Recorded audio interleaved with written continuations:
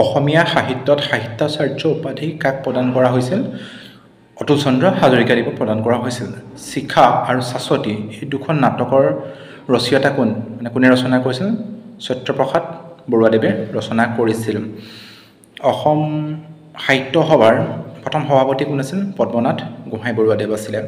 কোনখন গ্ৰন্থৰ বাবে সুগন্ধি পখিলাৰ কবি সকলোৰে পৰিচিত হিৰেণ ভট্টাচাৰ্যদেৱে সাহিত্য একাডেমী বঁটা লাভ কৰিছিল? শস্যৰ পথাৰ আৰু মানুহ। আৰু তেওঁ কোনখন অধিৱেশনৰ সভাপতি আছিল সাহিত্য সভাৰ?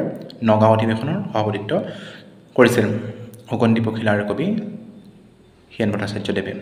মামণি ৰয়ছম গোস্বামীয়ে কিমান চনত সাহিত্য একাডেমী বঁটা লাভ কৰিছিল? 1983 চনত লাভ কৰিছিল। আৰু কোনখন গ্ৰন্থৰ বাবে পাইছিল? মামৰে ধৰুৱা তৰোৱাল নামৰ গ্ৰন্থখনৰ বাবে তেওঁ সাহিত্য একাডেমী বঁটা লাভ কৰিছিল।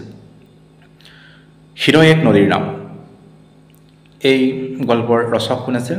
মামণি ৰয়ছম গোস্বামী। মামণি ৰয়ছম গোস্বামীৰ প্ৰকৃত নাম কি আছিল? ইন্দিৰা গোস্বামী। সৌৰভ কুমাৰ চলিহাৰ প্ৰকৃত নাম কি আছিল? সুৰেন্দ্ৰনাথ মেধি। আৰু সৌৰভ কুমাৰ চলিহাই কোনখন গল্প সংকলনৰ বাবে তেওঁ সাহিত্য একাডেমী মানে বঁটা লাভ কৰিছিল? গল্প সংকলনখন আছিল গোলাম, সেইখনৰ বাবে তেওঁ পাইছিল। বিৰিঞ্চি কুমাৰ বৰুৱা, যাক সকলোৱে বীণা বৰুৱা হিচাপেও জানে, তেওঁ কোনখন গ্ৰন্থৰ বাবে সাহিত্য একাডেমী বঁটা লাভ কৰিছিল? অসমৰ লোক সংস্কৃতিৰ কাৰণে পাইছিল, যিখন 1964 সিমানত সেই তাৰিখত তেওঁ পাইছিল। কাজিৰঙা ৰাষ্ট্ৰীয় উদ্যানৰ মুঠ মাটিকালি কিমান? 430 বৰ্গ কিলোমিটাৰ। আৰু কেতিয়া স্থাপিত হৈছিল কাজিৰঙা ৰাষ্ট্ৰীয় উদ্যান? 1974। ওৰাং ৰাষ্ট্ৰীয় উদ্যানৰ মুঠ মাটিকালি কিমান? 79.28 বৰ্গ কিলোমিটাৰ। কেতিয়া স্থাপিত হৈছিল? 1999 চনত। আৰু মানাহ ৰাষ্ট্ৰীয় উদ্যানৰ মুঠ মাটিকালি কিমান? 950 বৰ্গ কিলোমিটাৰ। আৰু প্ৰতিষ্ঠা হৈছিল 1990 চনত। সংবিধানৰ কিমান নং অনুচ্ছেদত উল্লেখ আছে যে ভাৰতবৰ্ষত এজন ৰাষ্ট্ৰপতি থাকিব? 52 নং অনুচ্ছেদত উল্লেখ আছে। আৰু ভাৰতবৰ্ষৰ সংবিধানৰ কিমান নং অনুচ্ছেদত এইটো উল্লেখ আছে যে ৰাষ্ট্ৰপতি পদৰ পৰা অপসাৰণ কৰিব পাৰিম? সেইটো লিখা আছে 61 নং অনুচ্ছেদত।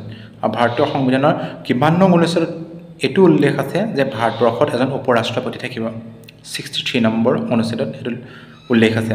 আৰু ভাৰতৰ সংবিধানৰ কিমান নং অনুচ্ছেদৰ মতে ৰাষ্ট্ৰপতিয়ে সংখ্যাগৰিষ্ঠ দলৰ মানে নেতাজনক প্ৰধানমন্ত্ৰী পদত নিয়োগ কৰিব? 75 নং অনুচ্ছেদত এইটো উল্লেখ আছে। ভাৰতৰ সংবিধানৰ কিমানতম সংশোধনীৰ মতে ভাৰতবৰ্ষত সমাজবাদী আৰু ধৰ্মনিৰপেক্ষ এই শব্দটোৱে সন্নিৱিষ্ট কৰা হৈছে? 42তম সংশোধনী 1976। আৰু কিমান নং সংশোধনীৰ মতে সম্পত্তি অধিকাৰক মানে বাতিল কৰা হৈছে? 44th এমেণ্ডমেণ্টৰ জৰিয়তে এই সম্পত্তি অধিকাৰৰ ধাৰণাটো একেবাৰে ৰিমুভ কৰা হৈছে কনষ্টিটিউশ্যনৰ পৰা।